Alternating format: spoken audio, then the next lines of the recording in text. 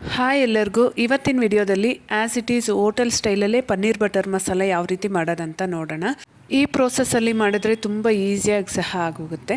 ಮೊದಲಿಗೆ ಒಂದು ಮಿಕ್ಸರ್ ಜಾರ್ಗೆ ಒಂದು 3 ಟೊಮೆಟೊನ ತಗೊಂಡು ಹೆಚ್ಚಿ ಹಾಕ್ಕೋಬೇಕು. ಹಾಗೆಯೇ 1 ಇಂಚು ಶುಂಠಿ, 1 ಗಡ್ಡೆ ಬೆಳ್ಳುಳ್ಳಿ ಸಹ ಹಾಕ್ಕೊಂಡು ಒಳ್ಳೆ ಕ್ರೀಮಿ ಟೆಕ್ಸ್ಚರ್ಗೋಸ್ಕರ 1 ಹಿಡಿಯಷ್ಟು ಗೋಡಂಬಿನ 1 ಅವರ್ ನೆನೆಸಿಟ್ಟು ಹಾಕ್ಕೊತಾ ಇದ್ದೀನಿ. ಹಾಗೆ ಒಂದು ಸ್ವಲ್ಪ ಕೊತ್ತಂಬರಿ ಸೊಪ್ಪು, 1.5 ಸ್ಪೂನಷ್ಟು ಅಚ್ಕಾರದ ಪುಡಿ, ಹಾಗೆ 1 ಸ್ಪೂನ್ ಧನಿಯಾ ಪುಡಿ, 1 ಹಸಿಮೆಣಸಿನ್ಕಾಯಿ, ಹಾಗೆ ಒಳ್ಳೆ ಟೇಸ್ಟ್ ಬರೋದಕ್ಕೆ 1 ಸ್ಪೂನಷ್ಟು ಸಕ್ಕರೆ ಸಹ ಹಾಕ್ಕೊತಾ ಇದ್ದೀನಿ. ಸಕ್ಕರೆ ಹಾಕಲೇಬೇಕು, ಆವಾಗಲೇ ಟೇಸ್ಟ್ ಚೆನ್ನಾಗಿರುತ್ತೆ.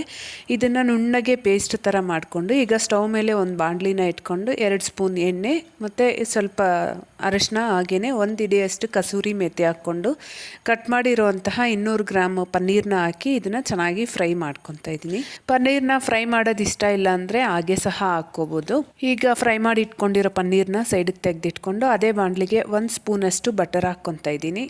ಪನ್ನೀರ್ ಬಟರ್ ಮಸಾಲ ಅಂದಮೇಲೆ ಬಟರ್ ಹಾಕಲೇಬೇಕಲ್ಲ, ಅದಕ್ಕೇ 2 ಸ್ಪೂನ್ ಎಣ್ಣೆ, 1 ಪಲಾವ್ ಎಲೆ, 1 ಇಂಚಷ್ಟು ಚಕ್ಕೆ, ಹಾಗೆಯೇ 2-3 ಲವಂಗ, ಅರ್ಧ ಸ್ಪೂನಷ್ಟು ಶಾಜೀರ ಹಾಕ್ಕೊತಾ ಇದ್ದೀನಿ. ಇದು ಒಳ್ಳೆ ಫ್ಲೇವರ್ ಕೊಡುತ್ತೆ.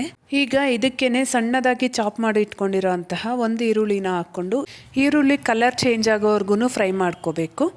ಈಗ ನಾವು ರುಬ್ಬಿಟ್ಕೊಂಡಿರೋಂಥ ಮಸಾಲೆ ಹಾಕ್ಕೊಂಡು ಇದಕ್ಕೇ ಬೇಕಾಗಿರೋಷ್ಟು ನೀರು ಸಹ ಹಾಕ್ಕೋಬೇಕು. ಹಂಗಂತ ತುಂಬ ನೀರು ಹಾಕ್ಬಿಟ್ರೆ ಈ ಪನ್ನೀರ್ ಬಟರ್ ಮಸಾಲ ಚೆನ್ನಾಗಿರಲ್ಲ. ನಾನಿಲ್ಲಿ ಮಿಕ್ಸರ್ ಜಾರ್ಗೆ ಒಂದು ಸ್ವಲ್ಪ ನೀರು ಹಾಕ್ಕೊಂಡು ಅದನ್ನೇ ಹಾಕ್ಕೊತಾ ಇದ್ದೀನಿ. ಈಗ ರುಚಿಗೆ ಬೇಕಾಗಿರೋಷ್ಟು ಉಪ್ಪು ಸಹ ಹಾಕ್ಕೊಂಡು ಈ ಮಸಾಲೆ ಎಲ್ಲ ಚೆನ್ನಾಗಿ ಫ್ರೈ ಆಗಬೇಕು. ಮಧ್ಯದಲ್ಲಿ ಒಂದೊಂದು ಸರಿ ಮಿಕ್ಸ್ ಮಾಡ್ಕೊತ ಇದು ಎಣ್ಣೆ ಬಿಡೋವರೆಗೂ ಚೆನ್ನಾಗಿ ಫ್ರೈ ಮಾಡ್ಕೋಬೇಕು. ಈ ಮಸಾಲೆ ಎಲ್ಲ ಬೆಂದಾದಮೇಲೆ ನಾವು ಫ್ರೈ ಮಾಡಿ ಇಟ್ಕೊಂಡಿರೋಂತಹ ಪನ್ನೀರ್ನ ಹಾಕಿ ಒಂದು ಸ್ವಲ್ಪ ಮಿಕ್ಸ್ ಮಾಡಿಕೊಂಡ್ರೆ ಸಾಕು. ಪನ್ನೀರ್ ಹಾಕಿದ್ಮೇಲೆ ತುಂಬ ಕುದಿಸ್ಬಾರ್ದು, ಪನ್ನೀರ್ ಗಟ್ಟಿ ಆಗಿಬಿಡತ್ತೆ. ಮಿಕ್ಸ್ ಮಾಡಿಕೊಂಡು ಹಾಗೆಯೇ ಒಂದು 2-3 ಸ್ಪೂನಷ್ಟು ಮನೆಯಲ್ಲೇ ರೆಡಿ ಮಾಡಿ ಇಟ್ಕೊಂಡಿರೋಂತಹ ಫ್ರೆಶ್ ಕ್ರೀಮ್ನ ಹಾಕ್ಕೊತಾ ಇದ್ದೀನಿ. ಫ್ರೆಶ್ ಕ್ರೀಮ್ ಹಾಕಿದ್ಮೇಲೆ ಮಿಕ್ಸ್ ಮಾಡಿ ಸ್ಟವ್ ಆಫ್ ಮಾಡ್ಕೊಂಬಿಡಬೇಕು.